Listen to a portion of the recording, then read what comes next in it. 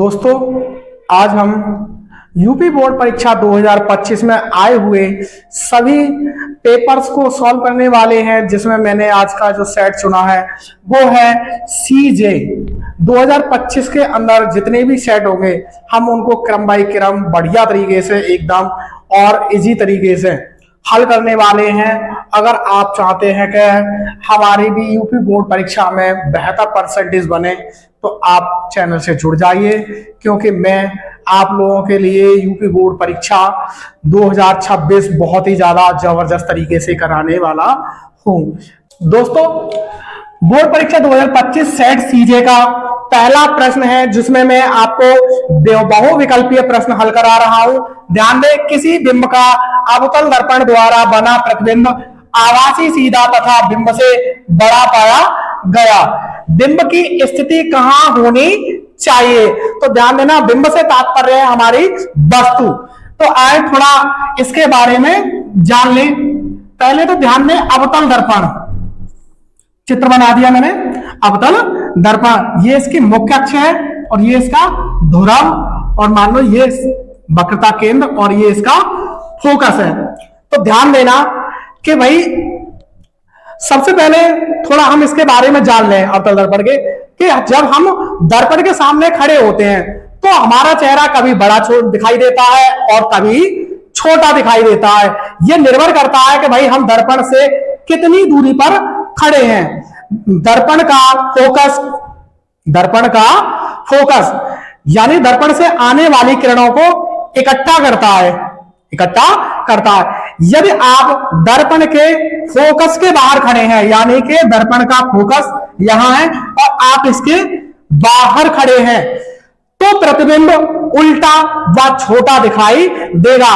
और वहीं आप दर्पण के फोकस और ध्रुव के बीच में, यानी कि यहां तक कहीं भी आप खड़े होते हैं, तो आपका जो प्रतिबिंब होगा वो सीधा और बड़ा दिखाई देता है। ध्यान देना।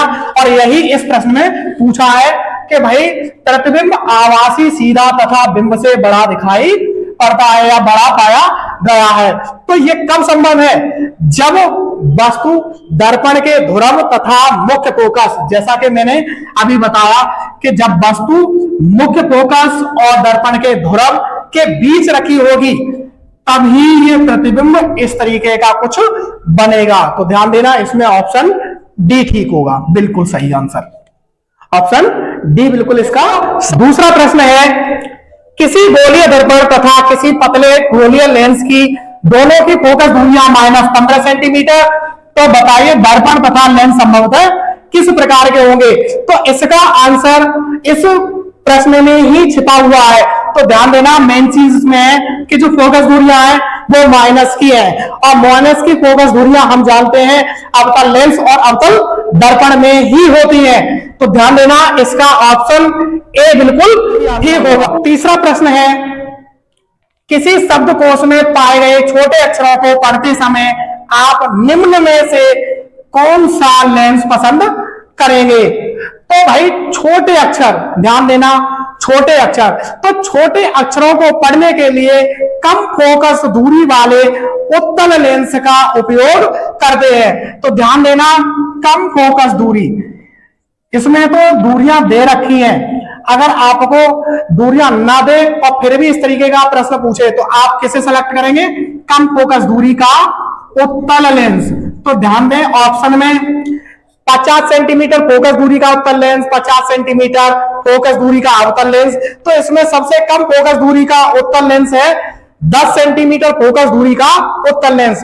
तो इसमें ऑप्शन सी बिल्कुल सही आंसर माना जाएगा। चौथा प्रश्न है, मानव नेत्र जिस भाग पर किसी वस्तु का प्रतिबिंब बनाते हैं वह है। ये तो बहुत ही कॉमन प्रश्न है और आप लोगों को ज्यादातर इसका आंसर पता ही होगा। तो दृष्टि पटल इसका टिक कर देना। माना प्रत्येक तार का प्रतिरोध R है, माना प्रत्येक तार का प्रतिरोध R है। तो इन प्रतिरोधों को, यानी कि एक श्रेणी क्रम में, संयोजन में और समांतर क्रम में, और इन दोनों का तुल्य प्रतिरोध निकाल लें। तो श्रेणी क्रम में, तो श्रेणी क्रम को हम वैसे सीरीज बोलते हैं, तो इसे आर एस से प्रदर्शित कर दे, तो आर प्लस आर, तो आर एस बराबर आर आर यानी कि 2r। और ऐसे ही समांतर क्रम में, समांतर क्रम में, तो समांतर क्रम को हम पैरेलल बोलते हैं, तो इसे आरपी यानी कि 1/rp बराबर 1/r प्लस 1/r, तो 1/rp बराबर एलसीएम हो जाएगा r, तो 1 प्लस 1, तो 1/rp बराबर 2/r, तो rp बराबर r/2। तो ये श्रेणी क्रम में इसका तुल्य प्रतिरोध हो गया, और ये समांतर क्रम में इसका तुल्य प्रतिरोध। अब ऊष्मा होती है तब ऊष्मा H बराबर v²T/r, H बराबर v²T/r। तो ऐसे ही श्रेणी क्रम में ऊष्मा निकाल दें और समांतर क्रम में भी इसकी ऊष्मा निकाल दें। तो देखो श्रेणी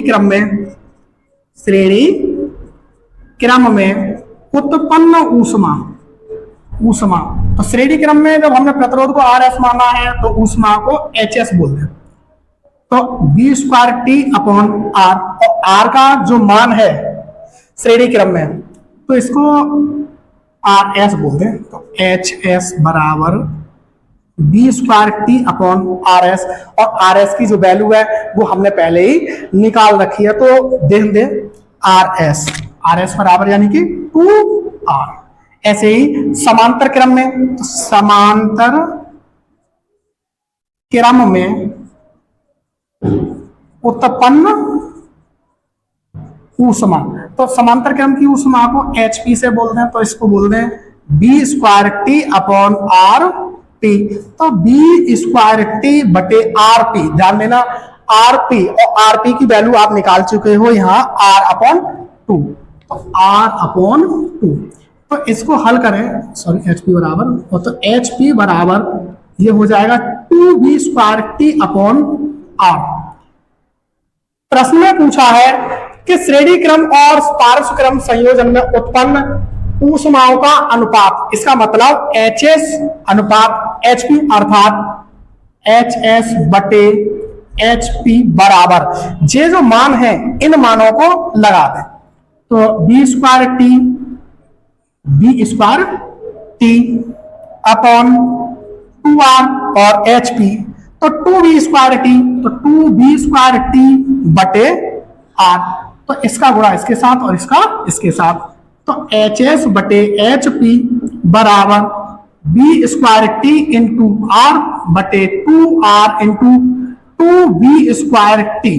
तो देखो जो कट जाए उन्हें काट दो, तो देखो r से तो r कैंसिल और v²T से v²T कैंसिल, तो HS/HP बराबर, ऊपर तो कुछ बचा नहीं, तो 1 और 2 दूनी 4।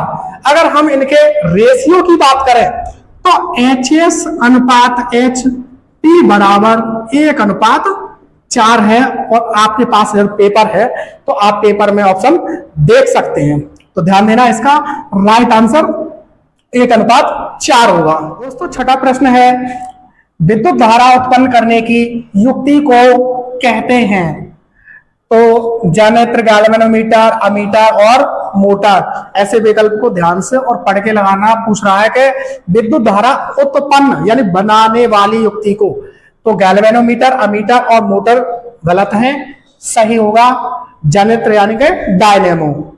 फिजिक्स पार्ट का लास्ट प्रश्न है, ध्यान देना विकल्प में, निम्न में कौन किसी लंबे विद्युत धारावाही तार के निकट चुंबकीय क्षेत्र का सही वर्णन करता है, तो आपने चुंबकीय क्षेत्र रेखाएं पढ़ी होंगी और ध्यान से देखना, इसका ऑप्शन डी बिल्कुल सही होगा। चुंबकीय क्षेत्र की संकेंद्रीय क्षेत्र रेखाओं का केंद्र तार होता है।